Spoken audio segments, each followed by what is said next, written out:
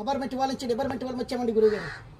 మా దగ్గర కోట్లకి తూట్లు పడిపోతుంది, లక్షలకి చెదలు పట్టేస్తున్నాడు, చిల్లరీ సేవలు పట్టేస్తున్నాడు గురువుగారు.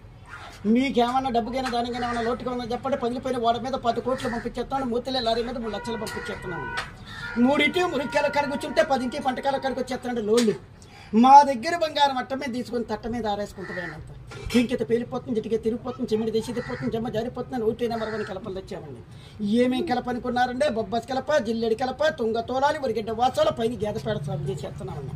మొన్న పోయిన పోచమంగళవారం నాడు తల్లి లేకుండా పిల్ల పుట్టదంటే 3 బుడబెట్ల మునిగితే మేము వచ్చి మీ ఊళ్ళో పడ్డామంటే కేసు రాసుకుంటానికి. నిన్న సోమవారం నాడు మా రాజుగారి కొడుకు పెళ్ళి అయితే పొడిచి వాళ్ళందరూ రంగా ముసళ్ళందరూ బత్తాల మూతికట్టి రోడ్ల మంది ఒలిచికెళ్ళామండి. దగ్గర ఏమేమి భోజనాలు అనుకున్నారంటే బూర్లు అన్నారంటే బూర్లు నుంచి ముగ్గులప్ప జారులు డబ్బులప్ప వచ్చాడు డక్కుబర్దని కుప్పకి దవడపళ్ళు ఉడకొట్టుకున్నారని. కూరలు అన్నారని ఏమేమి కూరలు అనుకున్నారని ఇటుకిరా పచ్చడి కట్టికిరా పచ్చడి 4 తాలింపు 7 చుక్కతో ఏపుడు ఇచ్చామండి. కాటికి అన్నారండి, కాటికి పడితే కడిగెత్తే పోతుంది, చిలకం పడితే తూడితే పోతుందని మా ఎంకడి కెట్టయ్య గారి కొట్టుకడికి వెళ్ళి కేజీ మిరగాయలు తప్పించి కెచ్చాబెచ్చ తప్పించి 2 రెప్పలు తప్పించి 2 గుడ్లు కట్టించామండి. కూరలు అన్నారని ఏమేమి కూరలు అనుకున్నారండి ఇటుకిరా పచ్చడి కట్టికిరా పచ్చడి 4 తాలింపు 7 చుక్కతో ఏపుడు ఇచ్చామండి.